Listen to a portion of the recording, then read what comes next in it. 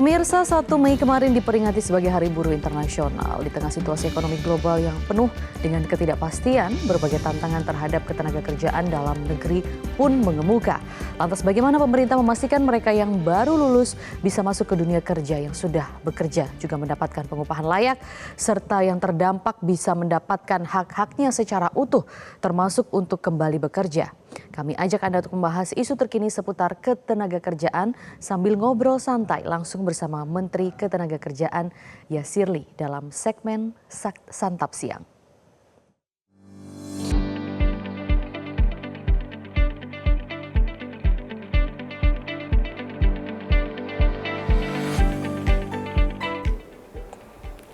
Hai, selamat siang. Saat ini saya ada di Gedung Kementerian Ketenagakerjaan di bulan Mei, yang ini nuansanya kental sekali dengan peringatan Hari Buruh. Kita akan tanyakan terkait dengan isu-isu terkini terkait ketenagakerjaan langsung bersama dengan Sang Menteri Ketenagakerjaan Yasirli.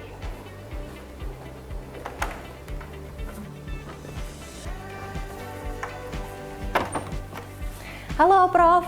Selamat siang. Selamat siang Mbak Ayu. Apa kabar? Kabar baik Mbak Ayu, gimana Saya kabarnya? juga kabar baik. Alhamdulillah. Pak, kita sebelum ngobrol, saya mau minta maaf dulu nih. Kami datangnya pas istirahat jam makan siang. Berarti saatnya makan siang belum berarti kita ya? Saya diundang nih Pak, ikut makan pasti siang juga di dong, kantor makan Bapak. siang. Ya, Oke. biar merasakan makan siang di Kemenaker. Oke, siap Pak. Terima kasih sebelumnya. Sama-sama. Ayo kita sama-sama. Oke. Saya dapat masakan Padang nih siang-siang. Ini kangen kampung halaman atau gimana Pak hari ini? Ya ini nggak tahu juga ya. Ini dapur di kementerian ini. Kalau menu lauk Padang Pak, paling favorit satu aja apa? Paling favorit ya rendang lah ya. Rendang. Semua. Monggo Pak, silakan Pak. Tamu dulu kalau saya biasanya. Silakan. Mbak Ayu. Oke, Pak, kita sambil ngobrol nggak apa-apa Boleh, ya? silakan. Pak, ini kan pemerintahan Presiden Prabowo Subianto ini kan sudah berjalan sekitar 6 bulan lebih gitu Pak. Ya. Menurut Bapak nih yang mengampu kebijakan di bidang ketenagakerjaan, jadi yang paling besar tantangannya sejauh ini apa sih Pak? Kita sudah identifikasi ya, ada 5. Yang pertama itu sebenarnya terkait tentang kesiapan pencari kerja terhadap kebutuhan industri. Nah, yang kedua, tantangan besar itu adalah terkait dengan regulasi itu sendiri. Oh, ya, jadi oke. kita Regulasi itu juga jadi tantangan ya Pak di ketenagakerjaan? Enggak, masalahnya begini Mbak. Baru 1 bulan sesudah kami diamanahkan itu undang-undang terkait tentang Ciptaker, beberapa pasal itu di JR. Ya, jadi artinya pasal tersebut dibatalkan sehingga kita harus keluar dengan regulasi yang baru. Yang ketiga tantangannya adalah terkait dengan penegakan norma ketenagakerjaan. Jadi kalau Mbak Ayu lihat sekarang ada isu terkait tentang penahanan ijazah. Yang keempat sebenarnya adalah terkait dengan hubungan industrial. Jadi kita ingin hubungan antara pengusaha dengan pekerja itu harmonis. Keempat dan yang terakhir adalah kita harus membangun sebuah platform market labor information system. Ya, kita punya platform siap kerja, ya, yang itu harus lebih optimal. Saya mau menyalurkan dulu Pak keresahan dari utamanya Gen Z nih. Oke. Jadi ada yang belakangan Pak di media sosial ada yang bilang bahwa kenapa ya kalau di Indonesia itu kalau mau kerja itu ada batas usianya. Jadi harusnya memang rekrutmen tenaga kerja itu harus tidak boleh diskriminasi ya. Ya. Harus transparan. Jadi memang saya tidak melihatnya usia. Beberapa pekerjaan memang mensyaratkan ada pertimbangan tertentu, gitu ya. Misalnya skill tertentu yang kemudian common, yang general, harusnya pembatasan itu tidak ada, gitu ya. Dan kita dengar ya ada masukan seperti itu dan kita sedang mereviewnya. Kemarin hashtag kabur aja dulu. Siap. Banyak yang akhirnya berpikir apa kita cari kerja di luar negeri aja ya gitu. Kalau sebagai Menteri Ketenagakerjaan, Prof sendiri melihatnya seperti apa? Ini fenomena apa kalau dari kacamata Prof sendiri? Saya sendiri kan 6 tahun di Amerika, Mbak Ayu, ya. Jadi saya sendiri kalau ditanya, saya punya pengalaman, ya, belajar sekaligus saya sempat bekerja ya sebagai postdoc researcher. Saya pernah ngajar juga 1 semester di Amerika ya. Yeah. Bagi saya sekali lagi kabur aja dulu itu kan ada dulunya ada gitu ya. Jadi artinya itu adalah kesempatan temporary. Kalau mereka ingin kemudian menggali kompetensi di luar, ya silakan. Nanti kan juga akan kembali, gitu ya. Dan kita yakin, ya saya kan juga 6 tahun di Amerika, ya pasti membayangkan saya akan kembali. Gitu ya. Jadi Ujung-ujungnya ingin pulang mengabdi ya pastilah, Pak ya. kangen sama rendang. Ya. Betul. Ayam Enak Pak, pop. kebetulan tadi saya coba. Sama ayam pop, dan itu sulit untuk di sana. Berikutnya Pak, saya punya teman, dia jago banget desain grafis. Nah, Oke, dia saya sebelum pengen, makan ya ini ya. Iya, silakan.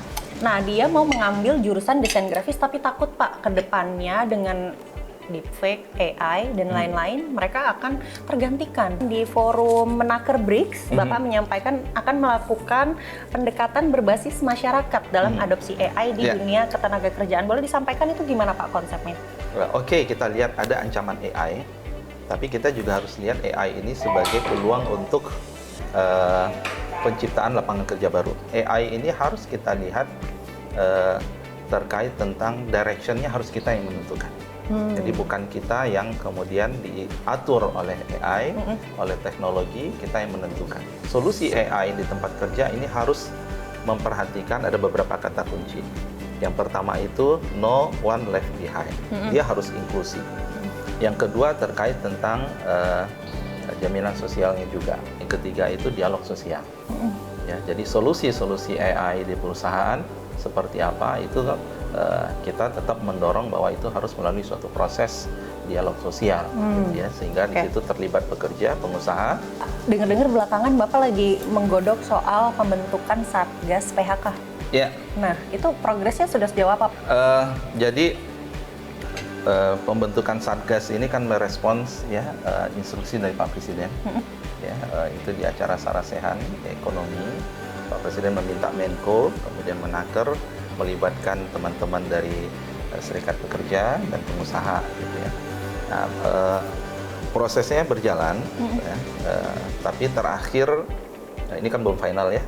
Ini kalau terakhir itu memang kita sadar bahwa Satgas PHK ini harus melibatkan multi lintas kementerian dan lembaga. Bagaimana kita mengatasi ketika PHK terjadi, tapi mengantisipasi PHK. Tidak hanya di hilir, di mana Kementerian Tenaga Kerja yang sering ya, kemudian jadi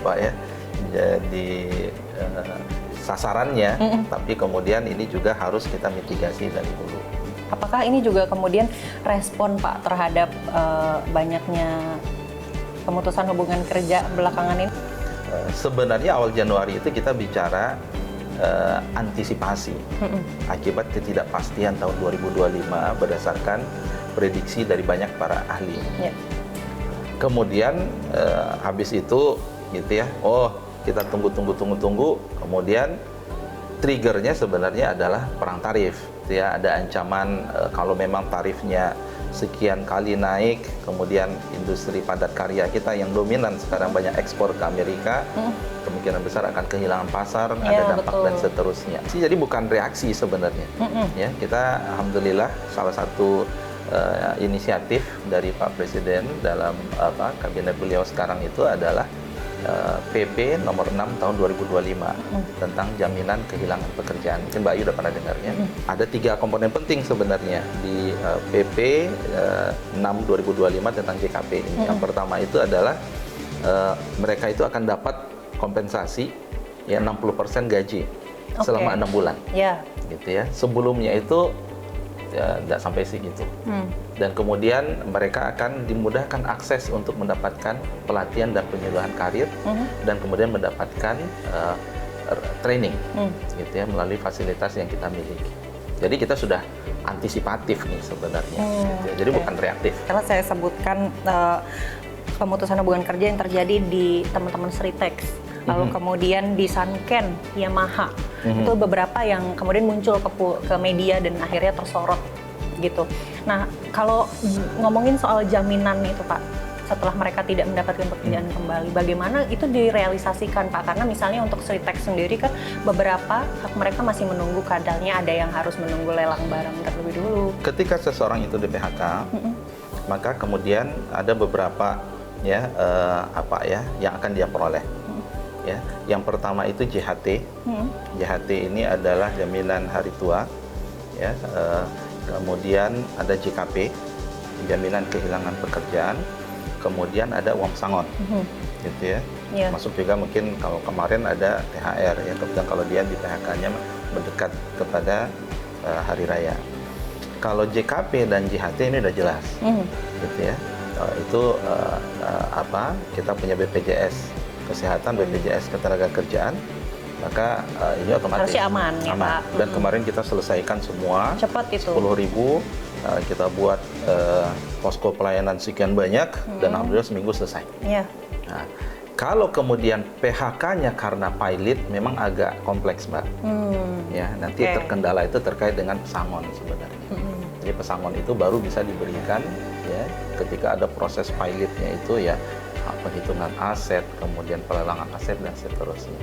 Tapi kalau PHK-nya bukan karena pilot, ya harusnya nggak masalah. Disitulah kami melalui pengawas ketenagakerjaan, ada yang dari pusat, ada yang dari daerah juga nih, gitu ya, bukan di bawah Jemput bola Kemenaker nggak semua. Pak untuk mendata siapa saja yang butuh asistensi? Kita menjemput bolanya adalah dengan kita membuat channel pengaduan, gitu ya, channel pengaduan. Jadi kalau PHK-nya bukan pesangon, ketika kemudian mereka di PHK, kemudian pesangonnya tidak dibayar, mereka bisa ya melapor ke pengawas ketenagakerjaan di kota kabupaten. Ya ini tergantung lokasi usahanya. Kalau kemudian usahanya itu dalam konteksnya lintas kota kabupaten provinsi berarti, kalau lintas provinsi baru kemudian kami di pusat. Walaupun kami juga punya kewajiban untuk melakukan supervisi terhadap mereka yang ada di daerah dan wilayah lain. Jadi ada hasil survei konsumen, ini dari Bank Indonesia juga Pak, mayoritas masyarakat ini sekarang menilai lapangan kerja di Indonesia itu semakin sempit gitu. Yang punya persepsi kok kayaknya susah ya nih nyari kerjaan gitu. Kebanyakan justru mereka yang pendidikannya itu di akademi dan sarjana. Survei persepsi kan harus kita sandingkan dengan data tadi, gitu ya. Jadi kalau kita lihat, saya sampaikan tadi, angkatan kerja kita tumbuh sebesar 4,4 juta, ya dari akhir Sakernas 2023 ke 2024. Tapi ingat, jangan lupa kita masih punya PR pengangguran yang masih besar, ya, yang 4,91%, gitu ya. Ya, jadi saya melihat sebenarnya dari pertumbuhan ini sudah lumayan sebenarnya, tapi kita masih punya PR.